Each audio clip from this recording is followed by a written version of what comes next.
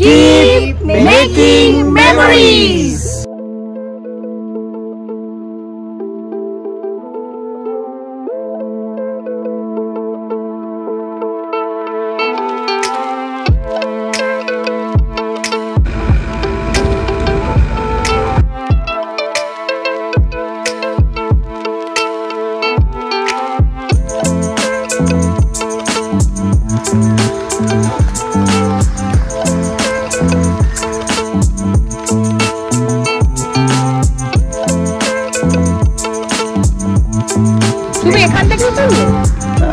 অসংখ্য ধন্যবাদ 2 মিনিট সময় দেওয়ার জন্য। অসংখ্য ধন্যবাদ।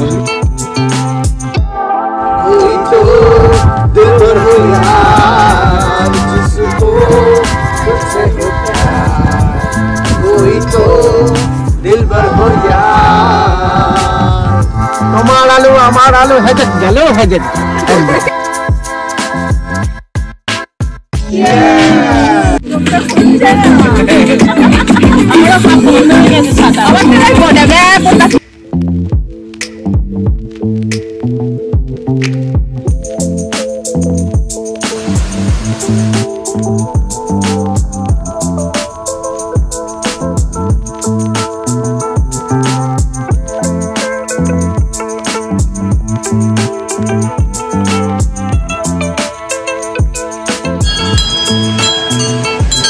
দেখো যেখানে জলটা সরু হয়নি ওই জায়গায় ঢুকতে পেরেছে, ওই জায়গায় জল।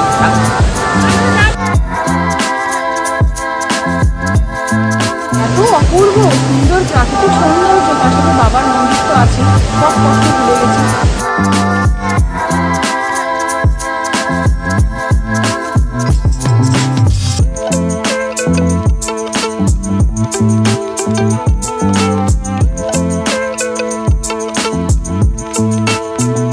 বিস্তীর্ণ মাঠ আর কিচ্ছু নেই, আছি শুধু আমরা 6 বন্ধু। হ্যাঁ, 3 মাস থেকে আলাদা করে নিয়ে নিয়ে উঠিয়ে দিলাম।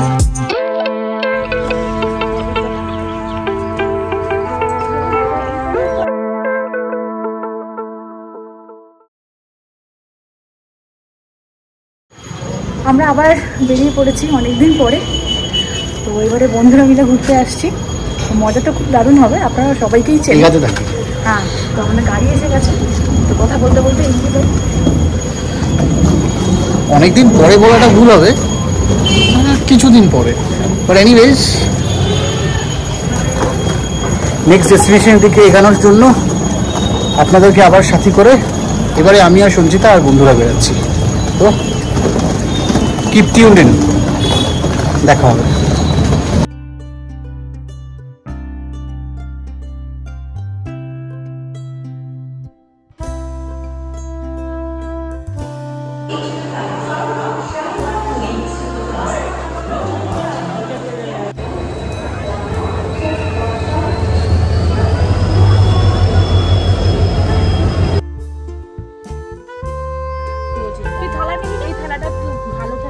আমার এখানে হয়ে গেল কেন?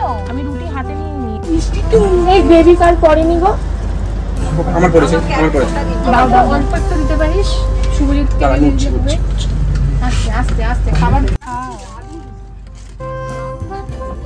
তো আমরা 20831 শালিমার সম্বলপুর এক্সপ্রেসে উঠে এখন যাচ্ছি। 1 ঘন্টা লেট, 1 ঘন্টা লেট, কেন জানি না, 1 ঘন্টা লেট হয়ে গেল ট্রেনটা। তো এখন বিন্দাস চলছে, আপনার সাথে আমরাও বিন্দাস চলছি, তাই তো। আমাদের মাঝরাতে শিডিউল ছিল 1:30 নাগাদ আমাদের পৌঁছানোর কথা। তো এখন দেখি কখন পৌঁছায়। তো ওখানে গাড়ি বলা আছে, তো আগে পৌঁছাই। খাওয়া দাওয়া হলো, ফাটাফাটি খেলাম। অদিতির দারুণ পেপার চিকেন আর রুটি এনেছিল, আর তার সাথে মিষ্টি স্যালাড সব দিয়ে মিশিয়ে একদম এলাহি আয়োজন ছিল। অ্যাজ ইউজুয়াল আমরা থাকি এলাহি আয়োজন, একদম ঠিক আছে। ইন্টারন্যাশনাল, এটা কেন, এটা পরে বুঝতে পারবেন। তো দেখা হচ্ছে, একদম দেখা হচ্ছে। Let's go.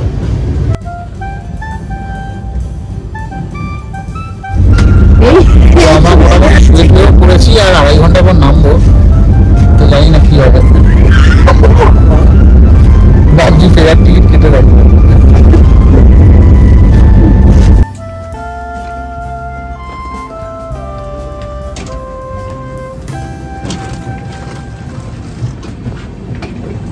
রাত 2:30 বাজে আর আমরা অবশেষে পৌঁছালাম বালেশ্বরে। এরপর আমাদের গাড়ি বুক করা আছে আর we will be heading towards our destination Dublaguri. Balasore থেকে দুবলাগুড়ি হলো অ্যাপ্রক্সিমেটলি 30 কিলোমিটার। সময় লাগে ওই 1.5 ঘন্টা মতো, আর গাড়ির ভাড়া 1500 টাকা। তবে হ্যাঁ, দিনের বেলা হয়তো একটু কম হতে পারে।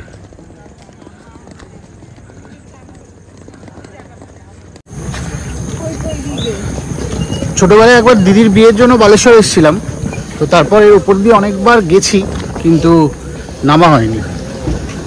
তো এখন আমরা বালেশ্বর স্টেশনে নামলাম, নেবে এবার গাড়ির দিকে এগোচ্ছি।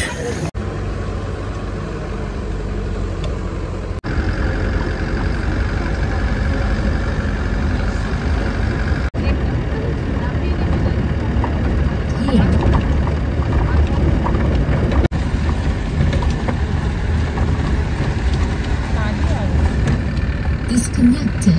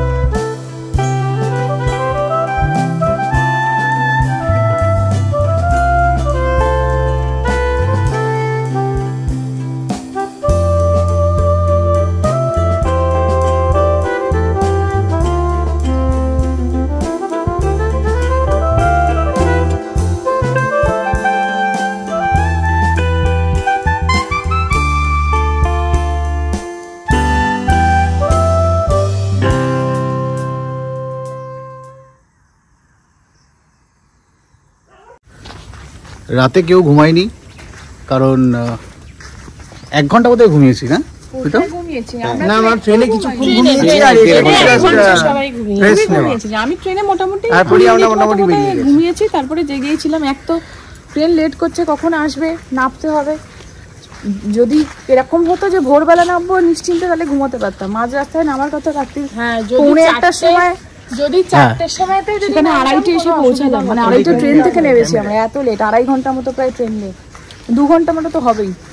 সেটাই মোটামুটি। আর আমরা অভ্যস্ত আর কি, বিশেষ করে আমরা এই বন্ধুরা যখন দেখা করি তখন না ঘুমানোটা আমাদের অভ্যেস। তো এই হলো যে প্রকৃতির পরিবেশের ভেতর আমরা আছি, অ্যাবসলিউটলি প্রকৃতির ভেতরে আছি। এটা কিন্তু পুরোপুরি জঙ্গলের মধ্যে, চারিদিকে জঙ্গল।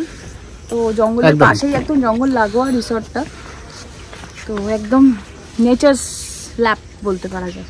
নেচার্স ল্যাবে আমরা আছি, আর সেই নেচার্স ল্যাবের ভেতর দিয়ে এখন আমরা প্রকৃতির ভেতর দিয়ে প্রকৃতির আরেক অপরূপ রূপের দিকে পৌঁছাবো, অরণ্যের মধ্যে দিয়ে সমুদ্রের পথে। একদম। আর সামনে যে দাদা আমাদের হাঁটছে, তো সামনে দাদা হচ্ছে সুমিত হলো আমাদের পথপ্রদর্শক। একদম, ও আমাদের গাইড। দেব মারিন্স রিসর্টেরই ও দায়িত্ব প্রধান আছে, এখানে দায়িত্বে প্রাপ্ত আর কি। একদম। So he is taking care of us. চলুন এগাতে থাকি আর চারপাশের পরিবেশটা একটু দেখাতে থাকি।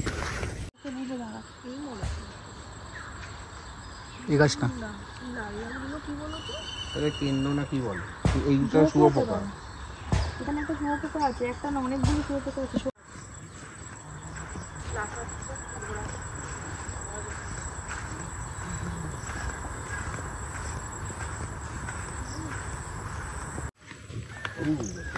বেশ মেঠো রাস্তা, তো জোক ফোক একটু আছে, তো সেগুলো একটু সাবধানে, বিশেষ করে হ্যাঁ অনেক শুয়োপোকা আছে। তো বর্ষাকাল, চারপাশটা দেখতে পাচ্ছেন পুরোপুরি কিন্তু একদম পুরো অরণ্য, মানে অরণ্যের দিন রাত্রি একদম।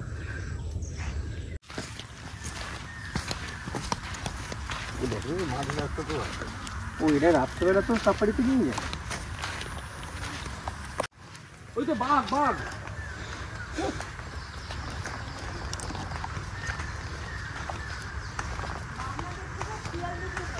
একটা বেশ রোমাঞ্চকর রাস্তার ভেতর দিয়ে আমরা যাচ্ছি।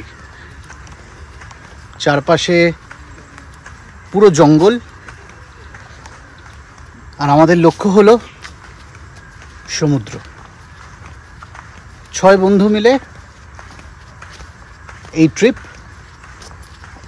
মজা, আনন্দ, আড্ডা, গান বাজনার মধ্যে দিয়ে সময় কাটাবো, আর সঙ্গে থাকবেন আপনারা। কেমন লাগছে বল? দারুণ দারুণ, খুব ভালো, কিন্তু বড্ড কেন্ন। হ্যাঁ আসলে বর্ষাকাল বলে আরো কেন্ন বা শুয়োপোকা যাই হোক, সেটা বর্ষাকালের জন্য। আর প্রকৃতির ভেতরে জঙ্গল দিয়ে হাঁটছি বর্ষাকালে, তো ওই আর কি ন্যাচারাল অ্যাম্বিয়েন্সের প্রোজ অ্যান্ড কনসগুলো দুটোই আছে, বাট সেটাই অ্যাডভেঞ্চার। তো অ্যাডভেঞ্চারেই এসছি বন্ধুরা মিলে, ফাটিয়ে মজা করছি। সবে তো শুরু, পিকচার अभी भी पूरा बाकी है, দেখতে থাকুন। এরম একটা রাস্তা দিয়ে আমরা আসছি যেখানে চারদিকে শুধু ঝাউ গাছ, আমরা ছাড়া আর কেউ নেই। মানে যে রাস্তা দেখাচ্ছে আমাদেরকে ওই ভাইটি আর আমরা 6 জন। তো দিনের বেলাতেই এমন অবস্থা যে মনে হচ্ছে কোন দিক দিয়ে এলাম আর কোন দিকে যাচ্ছি। সন্ধেবেলায় কেউ যদি এখানে অ্যাডভেঞ্চার করতে আসে, রাস্তা চিনতে পারাটাই আসল মুশকিল হবে। জঙ্গলের পথে আমরা হেঁটে চলেছি।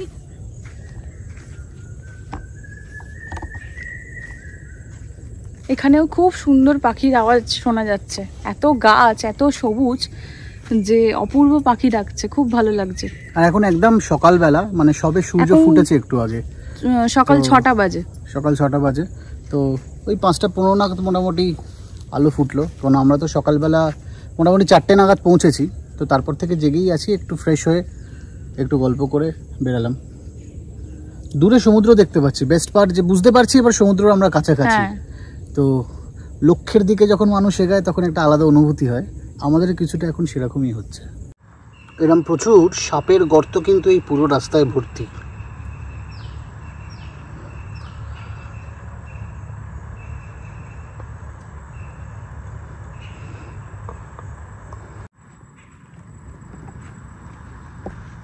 প্রায় 15 মিনিট আমরা হেঁটে এলাম, 10-12 মিনিট হবে, 15 মিনিট হয়তো নয়, তাই না সাহেব?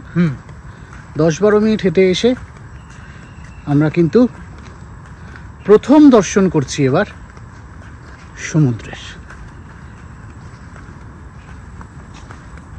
ওই দূরে যে দেখতে পাচ্ছেন ওটাই হলো বঙ্গোপসাগর, দ্য বে অফ বেঙ্গল। এবার একে একে আমরা প্রকৃতির সাথে লড়াই করে এক প্রকার বলতে পারেন, হ্যাঁ, বেড়া টপকে আমরা সমুদ্রে যাচ্ছি। বেড়া টপকে আমরা আমচুরি টামচুরি গল্প শুনেছি, কিন্তু প্রথমবার হয়তো সমুদ্রে যাবো।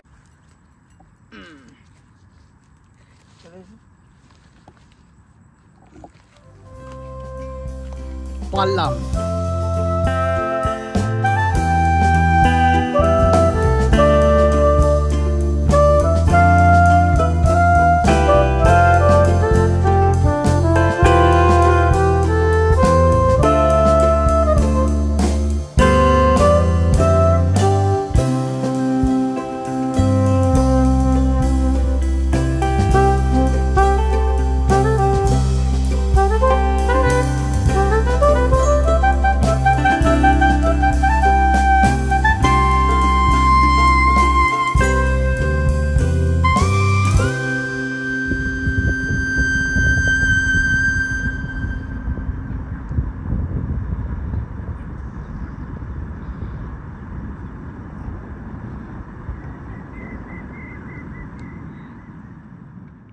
এই হলো দুবলাগুড়ি সি বিচ। এখন সকাল 6:30 বাজে। এই সময় ভাটা, তো এই সময় সমুদ্র অনেকটা পিছিয়ে যায়, কিন্তু পিছিয়ে গেলেও প্রাকৃতিক সৌন্দর্যে ভরা কিন্তু এই দুবলাগুড়ি সি বিচ।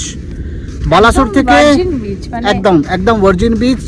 বালাসোর থেকে মোটামুটি 1.5 থেকে 1.5 ঘন্টা সময় লাগলো আমাদের আসতে রাত্রিবেলা। রাস্তা ফাঁকা ছিল, কিন্তু রাস্তা খুব একটা ভালো নয় বেসিক্যালি, তো সেই জন্য একটু সময় বেশি লাগে। 12টা নাগাদ সবাই বলছে যে এখানে একদম এই সামনে অবধি জল চলে আসে, তো জল যখন সামনে আসবে আমরা তখনও আসবো, এসে আপনাদেরকে দেখাবো। বাট এটা সত্যিই কিন্তু ভার্জিন বিচ। একটা সময় অনেক বছর আগে মন্দারমণি কিছুটা যেরকম ছিল, তো সেরকম একটা ফিল আবার ফিরে পেলাম। ভালো লাগলো যে প্রকৃতিতে এসে, প্রকৃতির কাছে এসে, প্রকৃতির কাছে থাকা সম্ভব এখনও কলকাতার মোটামুটি 250 কিলোমিটারের ভেতরে। তো দুবলাগুড়ি কিন্তু একদম recommended. So far Dublaguri is a perfect hit, তাই তো? একদম।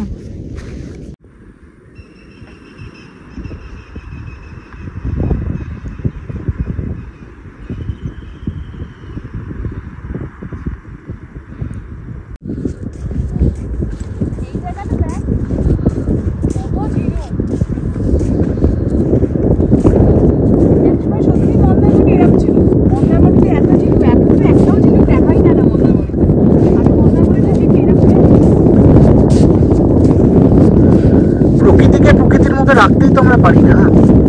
কমার্শিয়ালাইজেশন নিশ্চয়ই দরকার, কিন্তু কমার্শিয়ালাইজেশন করতে গিয়ে যে প্রকৃতির ক্ষতি হচ্ছে সেটা তো আমরা ভুলে যাই।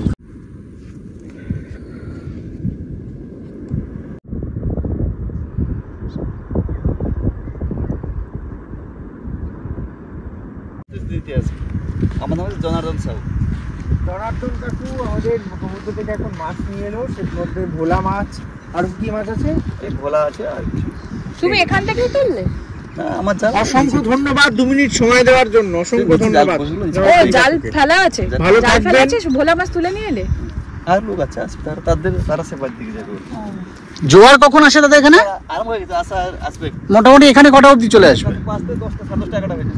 আচ্ছা, ধন্যবাদ। হয়তো তোমারই জন্য হয়েছি প্রেমে যে বন্য, জানি তুমি অনন্য, আশার হাত বাড়াও। যদি কখনো একান্তে চেয়েছি তোমায় জানতে, শুরু থেকে শেষ প্রান্তে ছুটে ছুটে গেছি তাই। আমি যে নিজেই মত্ত, জানি না তোমার শর্ত। আমি যে নিজেই মত্ত, জানি না তোমার শর্ত।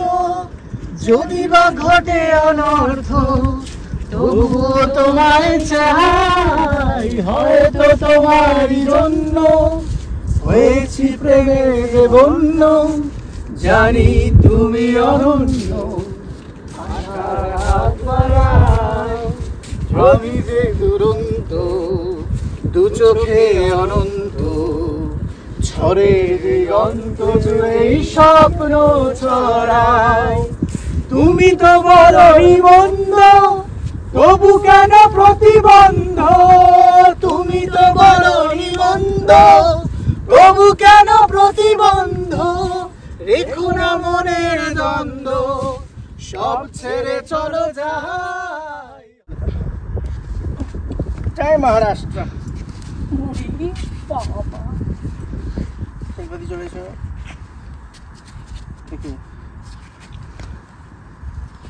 শিলপাটা লম্বা, এমনি পা পৌঁছে যাবে। ফিটনেস টেস্টে আমরা সবাই পাস করে গেছি। ইয়েস।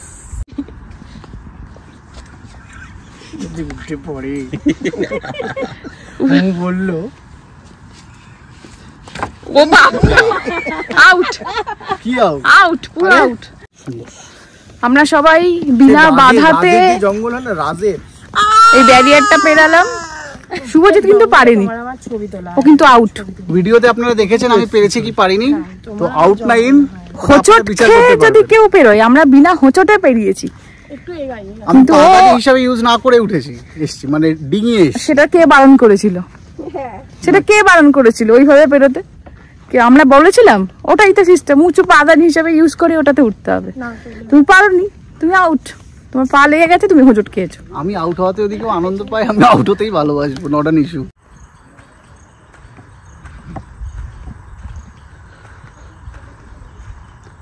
এই জঙ্গলটা পেরিয়ে যখন বিচে ঢুকতে হচ্ছে বা বিচের কাছ থেকে বেরাতে হচ্ছে, তখন কিন্তু ওখানে একটু ব্যারিয়ার মতো দেওয়া আছে, মানে বেড়া করা আছে। তো ওটা কিন্তু আমাদেরকে ডিঙিয়ে যেতে বা আসতে হচ্ছে। তো বয়স্ক কোনো মানুষ এলে কিন্তু এখানে আমি খুব একটা রেকমেন্ড করব না, কারণ অনেকটা হেঁটে আসতে হবে, আর দ্বিতীয়ত এই বেড়া পেরিয়ে যাওয়া আসাটা কিন্তু তাদের পক্ষে সম্ভব নয়।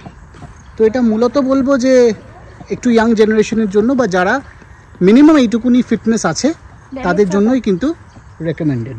দেখ হ্যাঁ, কতগুলো বড় বড়, দেখ কিরকম বড় বড় ব্যাঙের ছাতা, ওই লাইনটাই পুরোটা আছে এরকম করে ব্যাঙের ছাতা, কত বড়।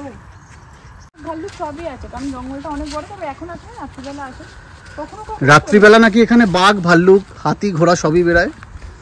জানি না আমরা রাতে আসবো কিনা, আসবো না তো বলছি, আসতে বলবো। কিন্তু জঙ্গলটা কিন্তু বেশ ঘন, মানে যদি বাই চান্স বেরিয়ে যায় খুব একটা অবাক হব না। অ্যাটলিস্ট ভাল্লুক, শিয়াল ফিয়াল তো আছেই। আজকে এই জঙ্গল দেখে আমার একটা পুরনো অভিজ্ঞতা মনে পড়ে যাচ্ছে। সেটা যখন আমি হিলে বার্সে ওখানে গেছিলাম, এরকমই জঙ্গল, এরকমই অচেনা পাখির ডাক, প্রকৃতির নিস্তব্ধতা, এবং যেটা সবার ঊর্ধ্বে আর কি, মানে এর থেকে শান্তি হয়তো কোথাও গেলে পাওয়া যায় না একদম। তো সেই একটা অভিজ্ঞতা বলছি, এই জঙ্গলটা দেখে আজকে আমার সেই অভিজ্ঞতা হলো। মানে ওটা শুধু পাহাড় ছিল, এটা পাহাড় ছিল, এটা সমুদ্র। মানে দুক্ষেত্রেই কি প্রকৃতি, মানে সত্যি। সেক্ষেত্রে ভাল্লুককে আমরা দেখেছিলাম একদম অনেকটা দূর থেকে ছিল, কিন্তু অনুভব করেছিলাম ভয়টা, জঙ্গলের যে ভয়।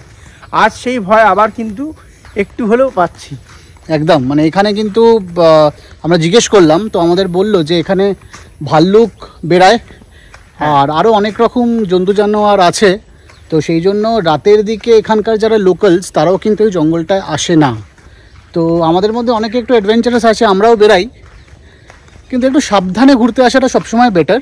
একদম, মানে আনন্দও হবে, অ্যাডভেঞ্চারও হবে, কিন্তু ক্যালকুলেটেড রিস্ক নিয়ে।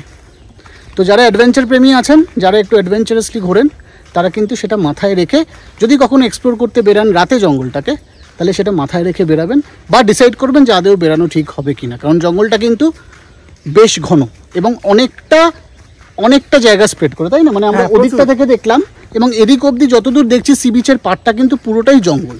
এবং লোকাল লোকও সঠিক জানে না জঙ্গলটা কত বড়। একদম, মানে আমরা তো টুরিস্ট, তার মানে এবার ভেবে নিন। সেটাই। তবে ওয়ান্স ইন লাইফ আমি বলবো ধুবলাঘড়ি আসুন, প্রকৃতিটাকে বজায় রাখুন, নোংরা না করে একদম সৌন্দর্যটা অনুভব করুন, ভালো লাগবে। সেটা এখনো আছে, মানে আর্টিফিশিয়াল ওয়েস্ট কিন্তু এখানে এখনো নেই, মানে অন্তত সি বিচ বা সি বিচের পারে বা জঙ্গলে কিন্তু আমরা সেরকমভাবে কোনো আর্টিফিশিয়াল ওয়েস্ট দেখিনি। তো সেটা হয়তো আমরা লোকেরা এসে সেভাবে করিনি বলে, তো সেটা একটু আমাদেরকে মাথায় রাখতে হবে। দেব মারিন রিসর্ট, এটাই ছিল আমাদের দুবলাগুড়ির ঠিকানা। দেব মারিন রিসর্ট কিন্তু একদম দুবলাগুড়ির সমুদ্র থেকে 500 মিটারের মধ্যে অবস্থিত। সত্যি কথা বলতে দুবলাগুড়ির যেখানেই আপনারা থাকুন না কেন, বিশাল কিছু লাক্সারি কিন্তু এক্সপেক্ট একদম করবেন না। মানে এসি রুমটাই এখানে কিন্তু সত্যি কথা বলতে একেবারে লাক্সারি। ডিটেলস কত খরচা পড়বে এই ভিডিওর একটু পরেই আপনারা দেখতে পারবেন। কিন্তু একটা কথা বলে দিই, দুবলাগুড়িতে দেব মারিন রিসর্টের ব্যবহার, অভ্যর্থনা এবং খাওয়া দাওয়া ওভারঅল বেশ ভালোই। তবে হ্যাঁ, ছিমছামের উপরে যেরকম বললাম, পরিষ্কার পরিচ্ছন্ন বাথরুম এবং বেসিক এসি রুম এখানে আপনারা পাবেন। নন এসি রুমের ব্যবস্থাও কিন্তু এখানে আছে। তবে এর বেশি কিছু খুব আহামরি এক্সপেক্ট করাটা খুব একটা ঠিক হবে না। তবে আরেকটু সুসজ্জিত আর মাছের রান্নাটা আরেকটু ভালো আমার মনে হয় দেব মেরিন রিসর্টের করা উচিত। তো নয়ন আমাদের পরিষেবা দিচ্ছে, এখানে আছে। তো নয়ন একটু বলে দাও যে এখানে কিরকম কি ঘর ভাড়া, কি মানে ব্যবস্থা কি একটু বলে দাও। আমাদের এসি রুম আছে 2600 করে পার হেড, খাওয়া দাওয়া নিয়ে ইনক্লুডিং। আর নন এসি আছে 2000 করে, খাওয়া দাওয়া নিয়ে ইনক্লুডিং। আর খাওয়া দাওয়ায় কবেলার কি দাও একটু বলো। আমাদের ব্রেকফাস্ট আছে, লাঞ্চ আছে, স্ন্যাক্স আছে, ডিনার আছে।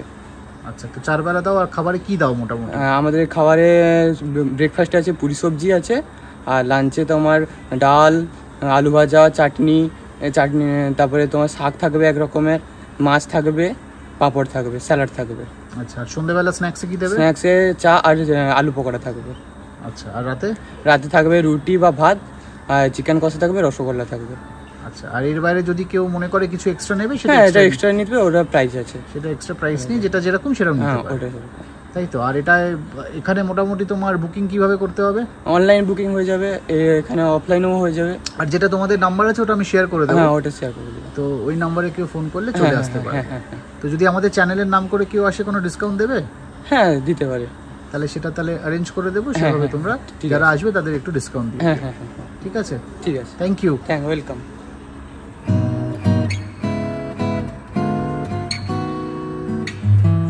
এদিনকে আমরা সমুদ্রের পার থেকে এসে ব্রেকফাস্ট করে নিয়ে একটু রেস্ট নিলাম। তারপরে সারাদিন কি করলাম, কিরকম ভাবে আনন্দ করলাম সেটা দেখার জন্য পরের এপিসোডটা কিন্তু অবশ্যই দেখবেন, আর লাইক, শেয়ার আর সাবস্ক্রাইব করতে আমাদেরকে একদম ভুলবেন না। আর মনে রাখবেন, কিপ মেকিং মেমোরিজ।